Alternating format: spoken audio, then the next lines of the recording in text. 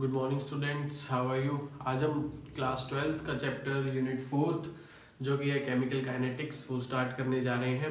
देखो, chemical kinetics होता क्या है, जैसे कि हम देखते हैं कि हर चीज़ का हम स्पीड निकालते हैं, ठीक है। वैसे अगर कोई केमिकल रिएक्शन हो रही है उसकी भी हम क्या निकालते हैं, स्पीड निकालते हैं कि वो रिएक्शन कितनी तेज हो रही है, कितना उसमें प्रोडक्ट बना, क्या बना, कैसे बना, ठीक है। इन्हीं सब चीज़ों को कैलकुलेशन में अगर हम लें तो उसको हम क्या कह देंगे, काइनेटिक्स, ठीक है। जैसे कोई भी चीज़ ले लेते हैं हम कि kinetic energy, for example kinetic energy होती है, जैसे हम वो निकालते हैं, वैसे अगर किसी रिएक्शन की हम काइनेटिक्स की बात करें, कितनी तेज हो रही है, वो हम निकालेंगे इस चैप्टर में, वो हम सीखेंगे, ठीक है। तो फर्स्ट टॉपिक क्या है,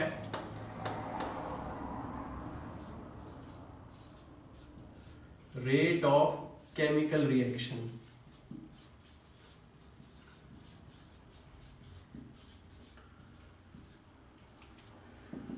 rate of chemical reaction, rate का मतलब क्या होता है, वही बात जो अगर कोई रिएक्शन कितनी तेज हो रही है या फिर कितनी स्लो हो रही है, इसे ही हम क्या कहते हैं, किसी रिएक्शन का रेट। अब हम उसका रेट कैलकुलेट कर रहे हैं, ठीक है।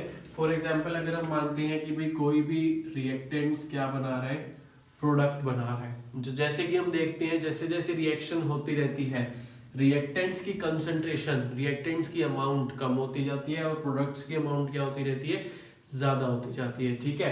तो हम क्या कह देते हैं, अगर हमको रेट निकालनी है, ठीक है। फॉर एग्जांपल अगर हम पहले क्या निकाल लें, रेट ऑफ डिसअपीयरेंस,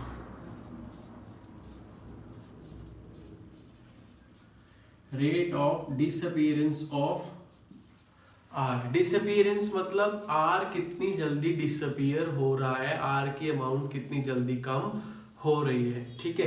तो एक हम क्या मानते हैं, R1। R1 क्या हो जाएगा,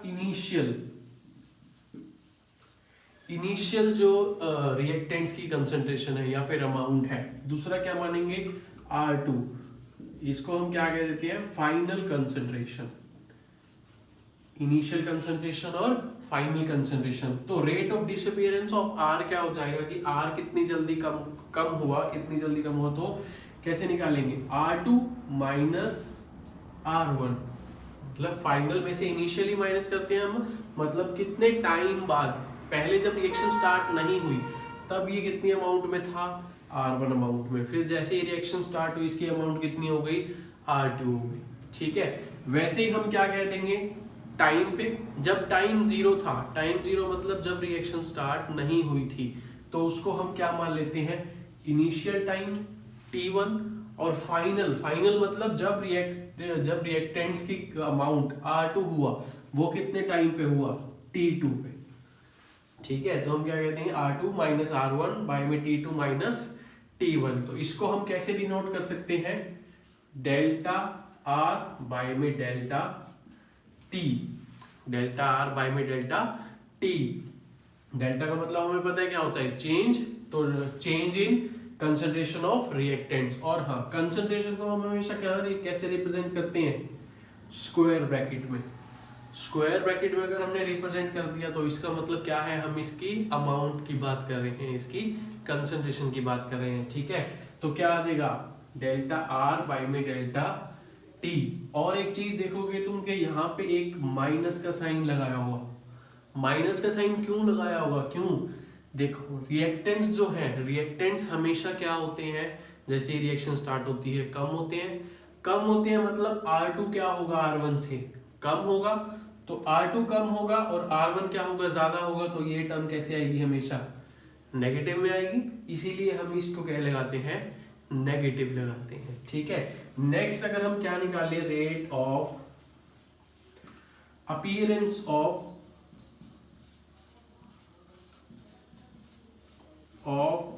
P, rate of appearance of P मतलब प्रोडक्ट कितनी जल्दी बन रहा है, उसकी रेट कैसे निकालेंगे, वो भी क्या हो जाएगा, हम एक वो मान लेंगे इनिशियल प्रोडक्ट P1 और फाइनल क्या हो जाएगा, P2, ठीक है। तो इसकी भी क्या हो जाएगी, P2 minus P1 divided by में T2 minus T1, change in concentration of product divide by में चेंज इन टाइम, मतलब जब इनिशियल टाइम था तब कंसंट्रेशन इतनी थी प्रोडक्ट की, जब फाइनल था तब इतनी थी। इसको भी हम कैसे रिप्रेजेंट कर देंगे, डेल्टा पी बाय में डेल्टा टी। अब यहाँ पे माइनस का साइन नहीं आएगा, यहाँ पे किसका साइन आएगा, प्लस का। क्यों, प्रोडक्ट्स क्या हो रहे हैं, बन रहे हैं, प्रोडक्ट्स ज्यादा हो रहे हैं, तो हमेशा जो P2 होगा वो क्या होगा, ज्यादा होगा, क्योंकि P2 क्या है, फाइनल वाला है। ठीक है, पहले कंसंट्रेशन P1 थी, उसके बाद क्या हो गई, P2 हो गई। ठीक है, तो ये हमने क्या ली थी, जनरल रिएक्शन ली थी। ऐसे हम क्या निकाल सकते हैं, किसी भी रिएक्शन का रेट निकाल सकते हैं, प्रोडक्ट्स की और रिएक्टेंट्स की। Rate of disappearance of R, rate of appearance of P. हमेशा आर की डिसअपीयरेंस रेट निकालेंगे और पी की अपीयरेंस की रेट निकालेंगे। ठीक है, ये यहाँ पे क्लियर है। इसके बाद एक टर्म आती है, अगर मैं इसे इरेज करके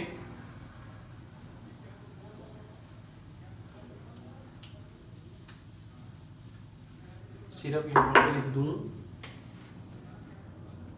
डेल्टा आर बाई में delta T equals to delta P by में डेल्टा टी।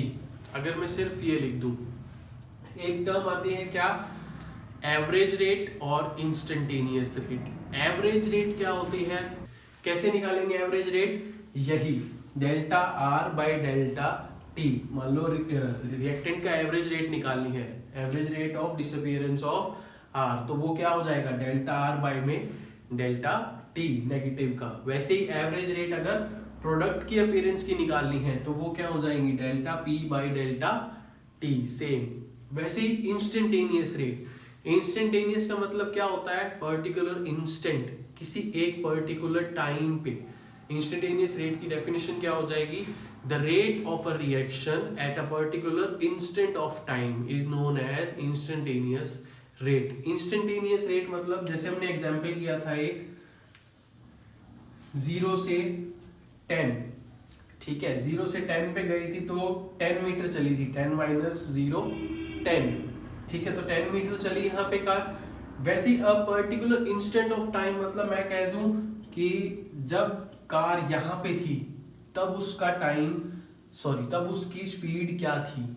ठीक है, मतलब 0 से 10 तक जाती रही कार 2 किलोमीटर पर आवर तक, 2 किलोमीटर पर आवर की स्पीड से। अगर मैं कहूं कि भाई यहाँ पे इस कार की स्पीड क्या हो जाएगी, तो ये क्या हो जाएगा, instantaneous rate, instantaneous rate of this car. वैसे इंस्टेंटेनियस रेट ऑफ रिएक्शन क्या हो जाएगी, अ पर्टिकुलर इंस्टेंट ऑफ टाइम पे, किसी रिएक्शन की rate a particular instant of time पे, वो क्या हो जाएगी, एक स्मॉल वैल्यू हो जाएगी, बहुत ही ज्यादा छोटी वैल्यू हो जाएगी। अब इसमें टाइम डेल्टा टी तो क्या हो जाएगा, 0 हो जाएगा, क्योंकि हम एक टाइम से दूसरे टाइम तक ले नहीं रहे।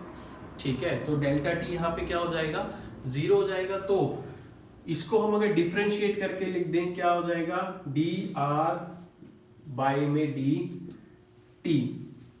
ठीक है, वैसी प्रोडक्ट की क्या हो जाएगी instantaneous rate, D P by में D T, particular instant of time. D का मतलब क्या हुआ, एक पर्टिकुलर टाइम पे।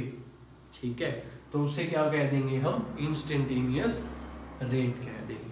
ठीक है, पर क्लियर है यहाँ पे एवरेज रेट और इंस्टेंटेनियस रेट क्या हो जाएगा किसी रिएक्शन का। सो नेक्स्ट जो यहाँ पे हमारी चीज यहाँ पे एक रह गई, क्या है वो, जो rate of appearance of product वो हमेशा किसके इक्वल होगा, rate of disappearance of R. अगर हमको ओवरऑल रेट निकालना हो तो हम कैसे निकालेंगे, किसी रेट ऑफ रिएक्शन कैसे निकालेंगे, रेट ऑफ रिएक्शन क्या हो जाएगी वो, rate of disappearance of R equals to rate of appearance of P. जैसे हमारा ये था, ठीक है, क्या हो जाएगा ये, delta R divide by delta T minus equals to delta P divide by delta T. तो ये दोनों टर्म्स हमेशा क्या होंगी, इक्वल होंगी।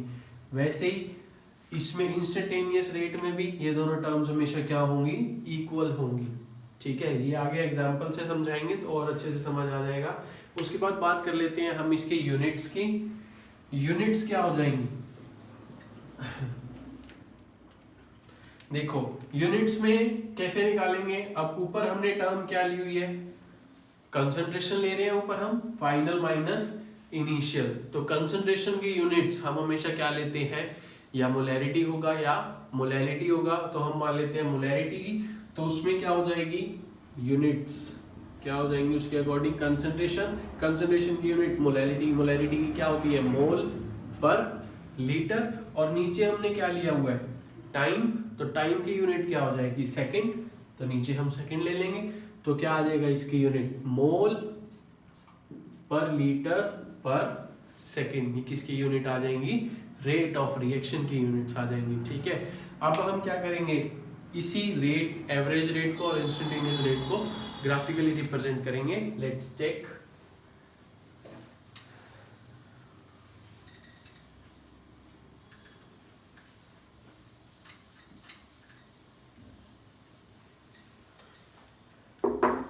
देखो सबसे पहले हम किसके लिए बनाते हैं, रिएक्टेंट्स के लिए। रिएक्टेंट्स के लिए ग्राफ बनाएंगे टाइम और कंसंट्रेशन के बीच में। ये एक्सिस ले लेंगे हम टाइम की, ये एक्सिस कंसंट्रेशन की। अब देखो जो भी रिएक्टेंट्स होती हैं, रिएक्टेंट्स क्या देती हैं, प्रोडक्ट्स। तो जैसे जैसे टाइम बीतता जाता है रिएक्टेंट्स की वैल्यू क्या होती जाती है, रिएक्टेंट्स की अमाउंट क्या होती जाती है, कम होती जाती है। मतलब जैसे टाइम बीतेगा रिएक्टेंट्स क्या हो जाएंगे, कम हो जाएंगे। तो इसका ग्राफ हमारा कैसा आएगा, डिक्रीजिंग ग्राफ आएगा। कैसा आएगा, डिक्रीजिंग ग्राफ आएगा। मतलब अगर जैसे जैसे टाइम बीत रहा है रिएक्टेंट्स की कंसंट्रेशन क्या हो रही है, कम हो रही है। ठीक है, तो अगर हम इसमें क्या निकालें, एवरेज रेट निकालेंगे। एवरेज रेट निकालेंगे क्या होगा, दो टाइम ले लें, अगर हम क्या ले लें, दो टाइम ले लें। फॉर एग्जांपल एक ये ले लिया, एक ये क्या हो जाएगा हमारा इनिशियल t1, ये क्या हो जाएगा फाइनल टाइम। ठीक है, अब इनिशियल टाइम पे कंसंट्रेशन क्या होगी, ये हो जाएगी। ठीक है, और फाइनल टाइम पे कंसंट्रेशन क्या हो जाएगी, ये हो जाएगी। ठीक है, अगर हम इसको कंसंट्रेशन से ज्वाइन करेंगे ये आएगी, और इसमें कंसंट्रेशन ये आएगी। ठीक है, तो ये हमारी कौन सी कंसंट्रेशन हो गई, रिएक्टेंट्स के केस लेते तो ये R2 ये R1। तो यही मैं बात कर रहा था, क्या क्या लिखा था हमने, डेल्टा R बाई में डेल्टा T, यही लिखी थी। ठीक है, डेल्टा R को कैसे लिखा था हमने, R2 माइनस R1, इसकी कंसंट्रेशन डिवाइड बाय में T2 माइनस T1। ठीक है, तो ये नेगेटिव किस लिए आया था, क्योंकि R2 हमेशा क्या होगा, कम होगा R1 से। तो देख लो ग्राफ से R2 हमेशा क्या आ रहा है, R1 से कम आ रहा है। ठीक है, तो ये किसका ग्राफ था, रिएक्टेंट्स का, और ये हमारी रेट कौन सी निकली थी, एवरेज रेट। और instantaneous rate as a particular instant of time. For example हमको इस स्लोप के ग्राफ के ऊपर ही किसी पॉइंट पे, इस पॉइंट पे हमको रेट चाहिए कि इस पॉइंट पे रेट निकालो। ठीक है, तो हम कैसे निकालेंगे, यहाँ पे क्या ड्रॉ किया जाता है, एक टेंजेंट। टेंजेंट मतलब एक स्ट्रेट लाइन जो एक पॉइंट से टच करती है ग्राफ को, उसे हम क्या कहते हैं, टेंजेंट। तो ये क्या हो जाएगा पॉइंट, ये कैसे क्या निकल जाएगी, डी आर बाई में डी टी नेगेटिव, या फिर हम कह सकते हैं जो स्लोप आ रहा है उसका क्या आ रहा है, नेगेटिव। ये क्या हो जाएगी, इंस्टेंटेनियस रेट। ठीक है, समझ गई। बस ये हमको ये टर्म याद होनी चाहिए इंस्टेंटेनियस रेट के लिए। ठीक है, एवरेज रेट मैंने कंप्लीट निकाल के दिखाई कि T2 पे रिएक्टेंट की कंसंट्रेशन R2 और T1 पे R1। तो ये टर्म कहाँ से है, ये टर्म यहाँ से आई इस ग्राफ से। वैसे अगर हम किसकी ग्राफ ड्रॉ करें, प्रोडक्ट्स का ग्राफ ड्रॉ करेंगे, तो वो कैसा आएगा,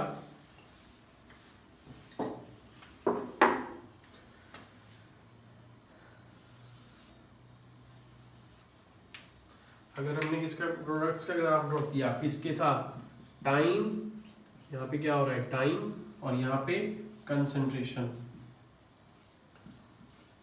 ठीक है, अब क्या हमें पता है कि भी प्रोडक्ट जैसे जैसे टाइम बीतता है प्रोडक्ट की वैल्यू क्या होती है, प्रोडक्ट की अमाउंट क्या होती है, इंक्रीज होती है। तो हमारे पास कैसा ग्राफ आएगा, इंक्रीजिंग ग्राफ आएगा। मतलब टाइम 0 तो कंसंट्रेशन भी 0। जैसे जैसे टाइम बढ़ेगा तो कंसंट्रेशन भी क्या होगी, बढ़ जाएगी। ये हमारे पास किसका ग्राफ आएगा, प्रोडक्ट्स का।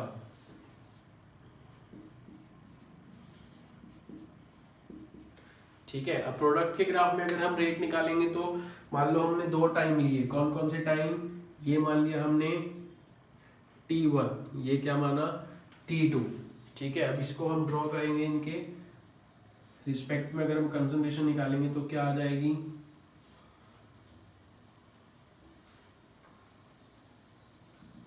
T1 के रिस्पेक्ट में कंसंट्रेशन P1, प्रोडक्ट के लिए रहे तो P1, और T2 के रिस्पेक्ट में कंसंट्रेशन P2। ठीक है, तो ये इसकी प्रोडक्ट की हमारे पास क्या होती है एक्सप्रेशन, डेल P बाय में डेल T पॉजिटिव का, मतलब P2 की कंसंट्रेशन माइनस P1 की कंसंट्रेशन T2 माइनस T1। और हम क्या कहते हैं, ये हमेशा क्या होता है, पॉजिटिव आता है। पॉजिटिव कब आएगा, जब P2 क्या होगा, बड़ा होगा। ठीक है, तो P2 क्या है, बड़ा है, देख लो P2 बड़ा आएगा और P1 छोटा आएगा। ठीक है, T2 बड़ा आएगा और T1 छोटा आएगा। वैसे अगर हम क्या करेंगे, अगर इसका इंस्टेंटेनियस हमने रेट निकालना है, इंस्टेंटेनियस रेट निकालने के लिए फॉर एग्जांपल इस पॉइंट पे हमने निकालना है इंस्टेंटेनियस रेट, क्या ड्रॉ किया जाएगा, एक टेंजेंट ड्रॉ किया जाएगा। तो इसको हम क्या कह देंगे, dP बाय में dt, ये इसका क्या हो जाएगा, स्लोप हो जाएगा। ठीक है, या फिर हम इसको कह सकते हैं स्लोप। ठीक है, तो ये किसका ग्राफ था, प्रोडक्ट्स का ग्राफ, वैसे ही रिएक्टेंट्स का ग्राफ। नेक्स्ट, अगर मैं इसको और एक्सटेंड करूं इस टॉपिक को, फॉर एग्जांपल अगर हम कोई रिएक्शन लें, क्या A plus B gives C plus D, हमको इसका रेट निकालने के लिए दे दी, तो हम रेट कैसे निकालेंगे, रेट क्या हो जाएगी, अब ये A और B क्या है, रिएक्टेंट्स हैं, तो कैसे निकालेंगे, minus delta concentration of A divide by में delta T equals to minus delta concentration of B divide by में डेल्टा T इक्वल टू, अब ये क्या आ गए प्रोडक्ट्स, प्रोडक्ट्स में नेगेटिव का साइन नहीं होता, तो हम क्या निकालेंगे इधर, पॉजिटिव डेल्टा C बाय में delta T equals to delta D by में डेल्टा T। ठीक है, तो ये हमारे पास क्या आ जाएगी, इस रिएक्शन की रेट आ जाएगी। ठीक है, समझ आ गया ये। फॉर एग्जाम्पल अगर हम क्या निकालें, हेबर्स प्रोसेस, हेबर्स प्रोसेस, अगर इसकी जगह हम क्या ले लें, हेबर्स प्रोसेस, तो यहाँ पे ये चीज समझ आ गई कि ये हर इसके लिए, हर रिएक्टेंट के लिए जो रेट है वो क्या आएगी, सेम ही आएगी। ठीक है, ये भी रेट कहलाएगा, ये भी, और इसकी भी, और ये भी रेट ही कहलाएगा। ठीक है, फॉर एग्जाम्पल अगर हम हेबर्स प्रोसेस ले लें, हेबर्स प्रोसेस क्या होती है हमारे पास, N2 plus 3H2 gives 2NH3, या इससे पहले इसका सिंपल एग्जांपल लेते हैं, क्या H2 plus Cl2 give 2HCl। ठीक है, H2 plus Cl2 gives 2HCl, तो ये क्या, इसका रेट क्या हो जाएगा, रेट क्या हो जाएगा, H2, रिएक्टेंट है, डेल्टा H, H2 की कंसंट्रेशन किसके साथ, टाइम के साथ, इक्वल टू, वैसे ही डेल्टा Cl2 की कंसंट्रेशन डेल्टा T के साथ। ठीक है, इक्वल्स टू, अब ये जो स्टोइचियोमेट्रिक कोफिशिएंट्स होते हैं, जो भी इन रिएक्टेंट्स के या प्रोडक्ट्स के जो आगे जो टर्म लगी होती है, उन्हें हम क्या कहते हैं, स्टोइचियोमेट्रिक कोफिशिएंट्स। ये स्टोइचियोमेट्रिक कोफिशिएंट्स कहाँ पे आ जाते हैं, डिनोमिनेटर में आ जाएंगे। कैसे, अब 2 है, 2 क्या आ जाएगा, 1/2, 1/2 डेल्टा HCl की कंसंट्रेशन डेल्टा T के रिस्पेक्ट में। ठीक है, तो ये क्या आ जाएंगे, स्टोइचियोमेट्रिक कोफिशिएंट्स डिवाइड में आ जाएंगे। ऐसा क्यों होगा, एक H2 और एक Cl ने मिलकर क्या बनाए, 2 HCl बनाए। ठीक है, HCl 2 बन रहे हैं तो हम वो उनकी रेट का क्या करना पड़ेगा, हाफ करना पड़ेगा। ठीक है, इसी वजह तब क्या निकलेगी हमारी रेट ऑफ रिएक्शन। वैसे ही अगर एक और एग्जांपल,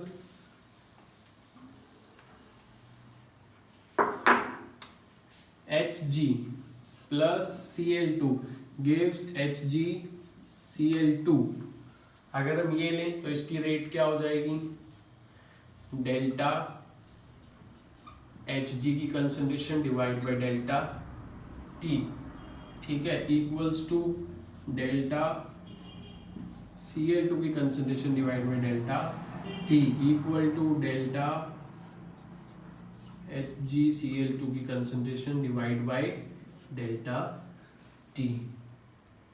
ये क्या हो जाएगी, इसकी रेट।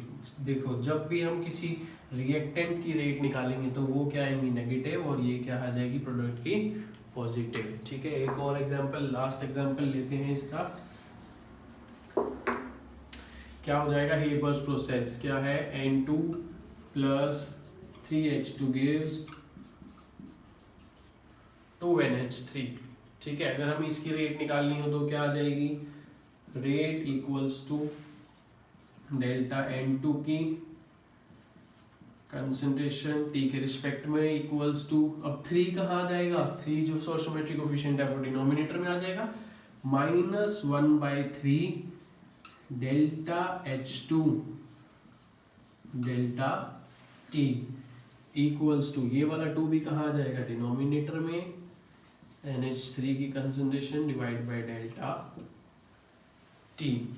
ठीक है, तो ये किसकी रेट हो जाएगी, इस रिएक्शन की रेट हो जाएगी। ठीक है, यहाँ पे हमारा रेट ऑफ केमिकल रिएक्शन ये टॉपिक हुआ फिनिश। नेक्स्ट हम क्या करने जा रहे हैं, rate, how rate depends on concentration, कि जो रेट है वो कंसंट्रेशन पे कैसे डिपेंड करता है, या फिर मैं कह सकता हूँ हम रेट लो पढ़ेंगे इसमें। रेट लो कैसे, रेट जो है वो कैसे डिपेंड करता है कंसंट्रेशन पे, ये किसने बताया था, रेट लॉ ने। रेट लॉ क्या बताता है कि जो रेट ऑफ रिएक्शन है वो डायरेक्टली प्रोपोर्शनल है कंसंट्रेशन ऑफ रिएक्टेंट्स के। डायरेक्टली प्रोपोर्शनल किसके है, कंसंट्रेशन ऑफ रिएक्टेंट्स के सिर्फ। मतलब अगर रिएक्टेंट्स की कंसंट्रेशन इंक्रीज होगी तो रेट भी क्या होगा, इंक्रीज होगा। अगर रिएक्टेंट्स की कंसंट्रेशन डिक्रीज होगी तो रेट भी क्या होगा, डिक्रीज होगा। तो फॉर एग्जांपल अगर एक रिएक्शन माने हम AA plus gives CC plus D।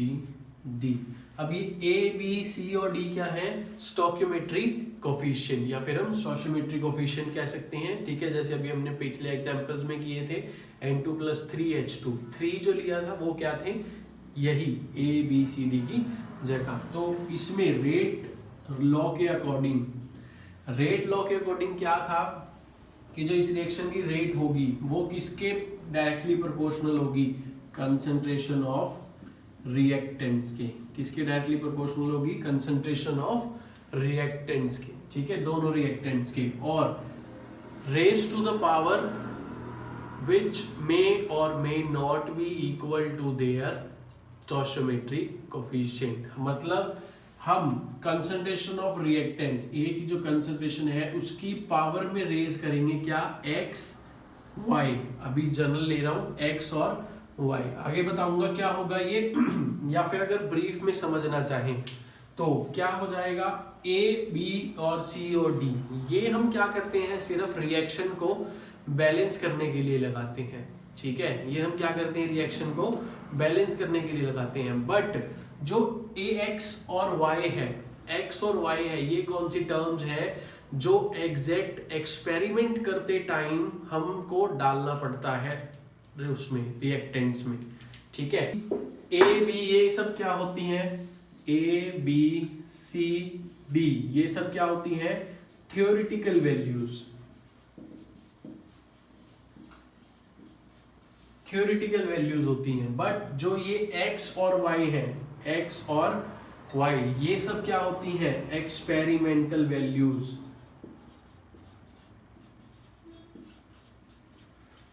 Experimental values होती हैं जो एक्सपेरिमेंट करते टाइम हमको देखनी पड़ती हैं। ठीक है, तो ये फर्क है इसमें ए और बी में और एक्स और वाई में। ठीक है, बट रेट लॉ क्या कहता है कि यहाँ पे कौन सी कंसंट्रेशन की पावर कौन सी उस रेज होनी चाहिए, ऊपर कौन सी पावर्स आनी चाहिए, जो एक्सपेरिमेंटल वैल्यूज हैं, जो एक्सपेरिमेंट करते टाइम निकाली गई वैल्यूज हैं। ठीक है, थ्योरेटिकली डिपेंड नहीं होता रेट लॉ। ठीक है, वैसे अब डायरेक्टली प्रोपोर्शनल का साइन हटाने के लिए हम क्या लगा देंगे, यहाँ पे कोई कांस्टेंट, क्या हो जाएगा, स्मॉल के ए की पावर एक्स, एक्स बी की पावर वाई, तो ये क्या हो जाएगा हमारा रेट। ठीक है, इस रिएक्शन का रेट हो जाएगा ये किसने बताया, रेट लॉ ने। ठीक है, रेट लॉ कहता है कि rate of reaction is directly proportional to concentration of reactants raised to the power values which may और may not be equal to their stoichiometric coefficient. इसका मतलब क्या है, ये जो x और y है ये a और b के इक्वल भी हो सकते हैं और नॉट इक्वल भी हो सकते हैं। ठीक है, फॉर एग्जाम्पल अगर कोई रिएक्शन लेना चाहें हम, रिएक्शन क्या हो जाएगी, क्या है, NO plus O2 gives NO2। अब ये रिएक्शन है हमारे पास। ठीक है, अब बैलेंस करने के लिए हमने इसमें क्या पुट किया, यहाँ पे क्या किया, 2 लगा दिया और NO2 के आगे भी क्या लगा दिया, 2। तो इससे हमको क्या मिला, बैलेंस्ड रिएक्शन मिल गई। तो ये क्या थी, यहाँ पे 2 है, यहाँ पे 1, ये थ्योरेटिकल वैल्यूज थी। ठीक है, बट जब इस रिएक्शन को क्या किया गया, एक्सपेरिमेंटल वैल्यू निकाली गई, इसकी एक्सपेरिमेंट की गई, दोनों रिएक्टेंट्स को आपस में मिक्स किया गया और इनकी वैल्यूज कैलकुलेट करी गई, तो भी क्या आई, तो यही वैल्यू आई। ठीक है, तो भी ये सेम आई कि NO की कंसंट्रेशन अगर डबल कर देंगे तो रेट क्या हो जाएगा, अगर हम इसका रेट निकालेंगे, रेट क्या बताता है, रेट लॉ के according directly proportional to concentration of NO और O2। ठीक है, ये लेते हैं अगर हम,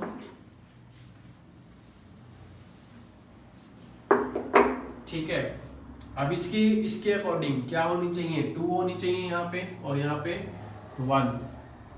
वैसे अगर इस रिएक्शन का एक्सपेरिमेंट किया गया तो भी क्या हुआ, यही निकला हमारा, ये जो वैल्यू थी इसकी स्टोइचियोमेट्रिक कोफिशिएंट की जो वैल्यूज थी वो सेम निकली। मतलब इस केस में क्या हुआ, जो x और y है वो a और b के इक्वल निकले। ठीक है, बट हर केस में ऐसा जरूरी नहीं है कि ये इक्वल निकलेंगे। ठीक है, तो इसमें रेट क्या हो गया, अगर NO की कंसंट्रेशन हम क्या कर देंगे, NO की कंसंट्रेशन 1 है तो 1 का स्क्वायर 1 आ जाएगी, NO की कंसंट्रेशन अगर 2 है तो 2 का स्क्वायर 4, मतलब तो रेट क्या हो जाएगी, 4 टाइम्स हो जाएगी। ठीक है, तो ये मैं सिर्फ ये बताने के लिए था कि भाई x और y जो है इक्वल भी आ सकती है और भी ये और अनइक्वल भी आ सकती है। नेक्स्ट अगर हम नेक्स्ट एग्जांपल लें, CHCl3 plus Cl2 gives CCl4 plus HCl। अब ये रिएक्शन हमारे पास क्या है, ऑलरेडी क्या है, बैलेंस्ड फॉर्म में है, C1H1 बैलेंस्ड फॉर्म में है। ठीक है, तो इस बैलेंस के अकॉर्डिंग अगर हम थ्योरेटिकल वैल्यूज दें तो इसकी रेट क्या आनी चाहिए, रेट इसका क्या आना चाहिए, equals to K concentration of CHCl3 plus Cl2। ठीक है, ये आनी चाहिए, मतलब यहाँ पे क्या होनी चाहिए, 1 बट जब हमने इसकी एक्सपेरिमेंट की करा गया, इस रिएक्शन का एक्सपेरिमेंट किया गया, ठीक है, एक्सपेरिमेंटल करी गई, तब रेट क्या आई, एक्चुअल रेट क्या आई इस रिएक्शन की, CHCl3 की 1 Cl2 1/2। ये क्या था, इसका एक्सपेरिमेंटल डिटरमाइंड वैल्यू थी, मतलब Cl2 की कंसेंट्रेशन हाफ पे डिपेंड है रेट। ठीक है, तो मतलब इस केस में क्या हुआ, जो ये x और y थे ये a और b के इक्वल नहीं थे। ठीक है,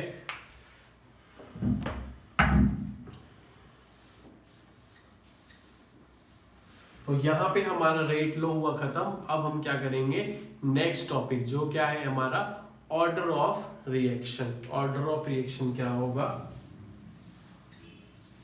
order of reaction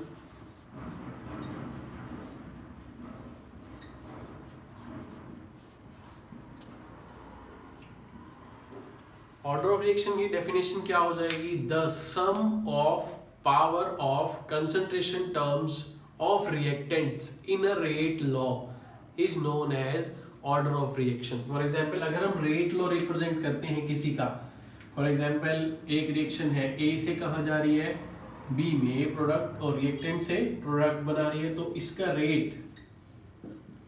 rate law के अकॉर्डिंग हम क्या बताएंगे, क्या हो जाएगा कि ए की concentration x, a to the power x for example, या फिर एक और ए, दो रिएक्टेंट्स मान लेते हैं, a प्लस बी क्या बना रहा है c, ठीक है, दो रिएक्टेंट्स हैं और यहाँ पे क्या आ जाएगी b की पावर y, वही हमने रेट लो लिखा, ठीक है, जो हमने पहले लिखा था। तो इसका ऑर्डर क्या हो जाएगा, जो ये पावर में जो टर्म्स हैं, जो रिएक्टेंट्स की कंसंट्रेशन की पावर में जो टर्म्स हैं उनका सम x प्लस वाई, ये क्या हो जाएगा ऑर्डर ऑफ रिएक्शन। क्या कह देंगे हम इसको? ऑर्डर ऑफ रिएक्शन, ठीक है। तो ये ऑर्डर ऑफ रिएक्शन कहाँ पे काम आता है? ये अगर हम कोई दो रिएक्शन के बीच में कंपैरिजन करना हो, कि अगर हम एक में दो रिएक्शंस मान लेते हैं, एक रिएक्शन और दूसरी, अगर किसी रिएक्शन की रिएक्टेंट्स की कंसंट्रेशन में थोड़ा बहुत चेंज किया जाए तो उसके रिएट पे क्या फर्क पड़ेगा, ये हम किससे निकालते हैं? ऑर्डर ऑफ रिएक्शन से, ठीक है। ऑर्डर ऑफ रिएक्शन आ गई। इसके बाद अगर एग्जाम्पल लें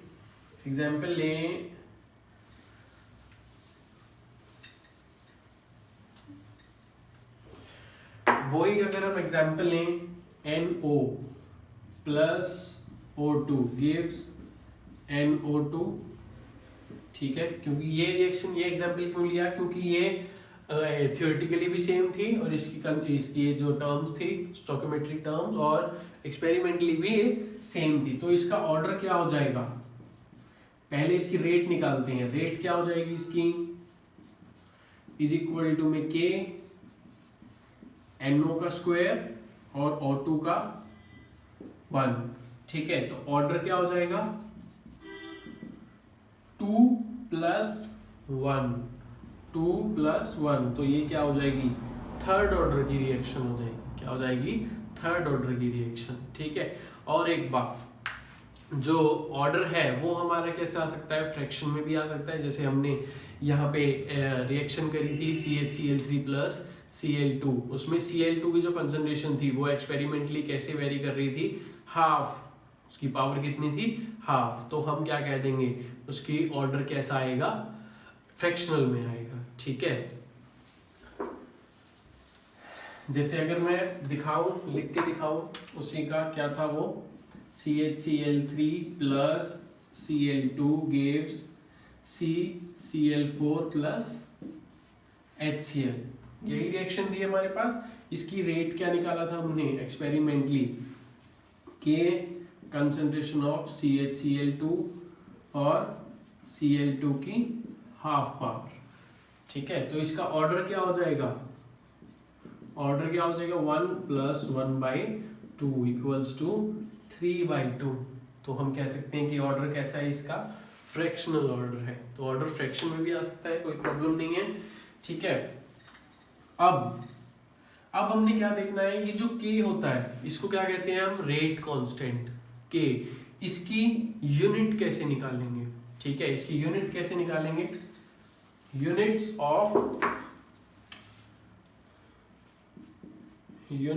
ऑफ रेट कांस्टेंट।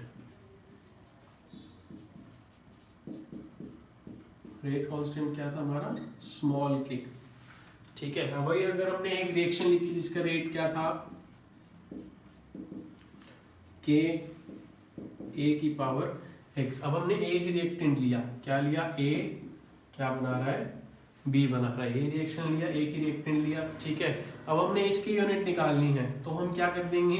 A को रेट के नीचे ले आएंगे, रेट डिवाइडेड बाय A की पावर x, ठीक है, इक्वल्स टू के। अब सबकी यूनिट पुट करेंगे। रेट की यूनिट हमें पता है क्या होती है, मोल पर लीटर, ठीक है, मोल पर लीटर पर सेकेंड, ये हमने रेट की यूनिट निकाल ली थी। और ए मतलब अब ए के ऊपर कितना इसका स्टोइचियोमेट्रिक कोफिशिएंट है। अगर मान लो x की वैल्यू क्या है 1, फॉर पहले यूनिट पुट करते हैं। ए की क्या है, कंसंट्रेशन, तो कंसंट्रेशन की यूनिट भी हमें पता है क्या होती है, मोल पर लीटर। मोल पर लीटर होती है हमारी कंसंट्रेशन की भी यूनिट, ठीक है। अगर x की वैल्यू क्या है 1, x की वैल्यू क्या है 1, तो ये पूरी क्या आ जाएगी 1। तो मोल लीटर इनवर्स से मोल लीटर इनवर्स कैंसिल, क्या आ जाएगी सेकंड इनवर्स, ठीक है, सेकंड इनवर्स। अगर हम टेबल बनाए तो सेकंड इनवर्स कौन सी आ गई, कौन सी ऑर्डर ऑफ रिएक्शन की आ गई, रेट कांस्टेंट की यूनिट आ गई, ठीक है। जब x की वैल्यू क्या थी 1, x की वैल्यू 1 मतलब यहाँ पे 1, x की वैल्यू 1, तो इस रिएक्शन का ऑर्डर क्या हो जाएगा 1। अगर हमको क्या दे दिया जाए रेट, फिर से लिखेंगे रेट की value unit mole litre inverse second inverse, ठीक है, ए की कंसंट्रेशन की मोल लीटर इनवर्स। अब अगर x की वैल्यू हमें क्या दे दी जाए 0, x की वैल्यू 0 मतलब यहाँ पे 0 मतलब ऑर्डर्स का 0, तो ये क्या हो जाएगा, यहाँ पे किसी की पावर 0 मतलब 1, तो इसकी यूनिट क्या हो जाएगी mole litre inverse second inverse. ये किसकी यूनिट हो जाएगी, जीरो ऑर्डर रिएक्शन की, ठीक है। वैसे ही अगर हमको x के जगह क्या दे दिया जाए मोल लीटर इनवर्स, x की जगह क्या दे दिया जाए 2 दे दिया जाए ठीक है, तो मतलब x की जगह 2 मतलब यहाँ पे 2 मतलब कौन सी order reaction, second order reaction. तो अब यहाँ पे 2 है तो 1 से क्या कट जाएगी, पावर कट जाएगी, ठीक है। अब ये ऊपर जाके क्या हो जाएगा मोल इनवर्स, लीटर नीचे इनवर्स का था, ऊपर जाके वो बन जाएगा पावर 1 हो जाएगी, mole inverse litre second inverse. ये किसकी टर्म, किसकी यूनिट आ जाएगी, कौन से रेट कांस्टेंट की, जब x की वैल्यू क्या थी 2, सेकंड ऑर्डर रिएक्शन। अब मैं अगर कह दूं क्या नाम 10th ऑर्डर रिएक्शन है, 10th ऑर्डर रिएक्शन है, उसमें रेट कांस्टेंट की वैल्यू निकालोगे तो हम क्या करेंगे, x की वैल्यू क्या पुट कर देंगे 10 पुट कर देंगे। x की वैल्यू 10 हो जाएगी तो यहाँ पे 10 हो जाएगी, तो यहाँ पे 9 रह जाएगी, तो क्या हो जाएगी मोल माइनस 9 लीटर 9, ठीक है। तो यहाँ पे हम किसी भी ऑर्डर ऑफ रिएक्शन की रेट वैल्यू निकाल सकते हैं, यूनिट्स निकाल सकते हैं रेट कांस्टेंट की, ठीक है। तो यहाँ पे हमारा ऑर्डर ऑफ रिएक्शन और यूनिट ऑफ रेट कांस्टेंट हुआ खत्म, ये टॉपिक हमारा यहाँ पे फिनिश होता है। नेक्स्ट हम क्या करेंगे, मॉलिक्यूलैरिटी ऑफ रिएक्शन।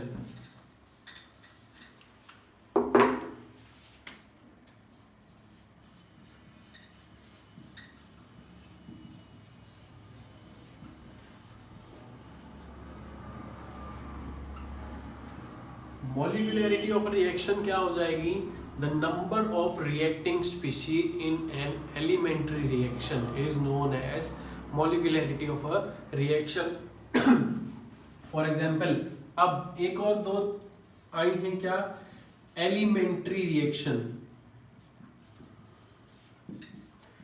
एक एलिमेंट्री रिएक्शन होती है, एक क्या होती है कॉम्प्लेक्स रिएक्शन, ठीक है। अब एलिमेंट्री रिएक्शन क्या होती है, जो रिएक्शन सिर्फ एक स्टेप में कंप्लीट हो जाए उन्हें हम क्या कह देते हैं एलिमेंट्री रिएक्शन। और कॉम्प्लेक्स रिएक्शन क्या होती हैं, ऐसी रिएक्शन जिनको करने में 2 या 2 से ज्यादा स्टेप लगे। कई रिएक्शंस होती हैं जो एक स्टेप में कंप्लीट नहीं हो पाती, उन्हें हम क्या कह देते हैं कॉम्प्लेक्स रिएक्शंस, ठीक है। हाँ, और एक बात, ये जो मॉलिक्यूलैरिटी है सिर्फ किस पे अप्लाई होगी, एलिमेंट्री रिएक्शन पे अप्लाई होगी, और कॉम्प्लेक्स रिएक्शन पे अप्लाई हम नहीं कर सकते, या फिर हम कर भी सकते हैं तो उसकी सिर्फ एक रिएक्शन लेंगे। कौन सी रिएक्शन लेंगे, फॉर एग्जांपल 3 स्टेप हो रहे हैं एक कॉम्प्लेक्स रिएक्शन में, 3 स्टेप हो रहे हैं, ए से बी, फिर बी क्या बना रहा है C बना रहा है, फिर C क्या बना रहा है, D बना रहा है। और हम कह रहे हैं जो B से C है वो कैसा है, सबसे स्लो स्टेप है। तो हम सिर्फ इसी स्टेप की मॉलिक्यूलैरिटी निकालेंगे, ठीक है, इसी स्टेप की मॉलिक्यूलैरिटी निकालेंगे, वही क्या हो जाएगी, इस कॉम्प्लेक्स रिएक्शन की मॉलिक्यूलैरिटी हो जाएगी, ठीक है। अब एग्जाम्पल लेते हैं एलिमेंट्री रिएक्शंस के।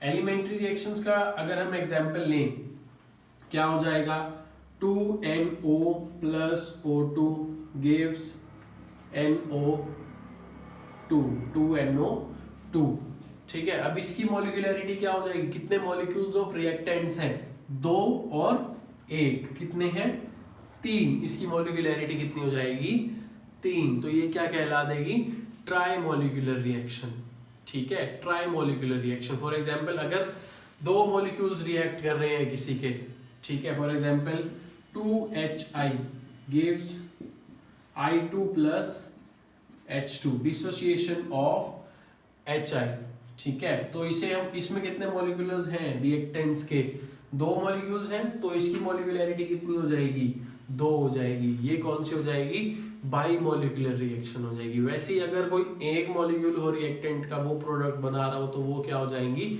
यूनिमॉलिक्यूलर रिएक्शंस हो जाएंगी, ठीक है। अब अगर हम थोड़ा सा ऑर्डर और मॉलिक्यूलैरिटी के बीच में थोड़ा डिफरेंस करें, क्या हो जाएगा, ऑर्डर और मॉलिक्यूलैरिटी। देखो सबसे पहले ऑर्डर हमने क्या देखा था, 0 हो सकता है, ठीक है, फ्रैक्शनल हो सकता है, ठीक है, बट मॉलिक्यूलैरिटी हमेशा क्या रहेगी, ना ही 0 हो सकती है, ना ही फ्रैक्शनल हो सकती है। क्या हो सकती है, 1 2 3, मतलब नंबर्स में आएगी, ठीक है, नंबर्स में आएगी, रियल नंबर्स में। तो हम उन्हें क्या कह देंगे, मॉलिक्यूलैरिटी ऑफ रिएक्शन, ठीक है। वैसे ही ऑर्डर ऑफ रिएक्शन हम किसके लिए निकाल सकते हैं, एलिमेंट्री रिएक्शन के लिए भी और कॉम्प्लेक्स रिएक्शन के लिए भी। बट मॉलिक्यूलैरिटी किसके लिए निकालेंगे हम, सिर्फ एक रिएक्शन के लिए, एक स्टेप रिएक्शन के लिए। वो कौन सी हो जाएगी, एलिमेंट्री रिएक्शंस के लिए, ठीक है। और मॉलिक्यूलैरिटी अगर हमने कॉम्प्लेक्स रिएक्शन की निकालनी है, जैसे मैंने अभी एक समझाया, तो उसके लिए हम कौन सा स्टेप लेंगे, जो स्लोएस्ट स्टेप होगा। स्लोएस्ट स्टेप क्या होता है, rate determining step of reaction. मान लो अगर कोई कॉम्प्लेक्स रिएक्शन है, 3-4 स्टेप में हो रही है, तो उसका जो सबसे स्लो स्टेप होगा, उसी पे ही उस रिएक्शन का क्या डिपेंड करेगा, रेट डिपेंड करेगा, ठीक है। तो हम मॉलिक्यूलैरिटी कॉम्प्लेक्स रिएक्शन की वैसे निकाल देंगे, ठीक है। तो वही जो मॉलिक्यूलैरिटी उस स्लो स्टेप की होगी, वही क्या होगा, ऑर्डर होगा उस रिएक्शन का, ठीक है। तो यहाँ तक आज हम करेंगे, मॉलिक्यूलैरिटी ऑफ रिएक्शन हमने कंप्लीट कर दिया, ठीक है। अगर आज का वीडियो पसंद आया तो like, share and don't forget to subscribe. Thank you.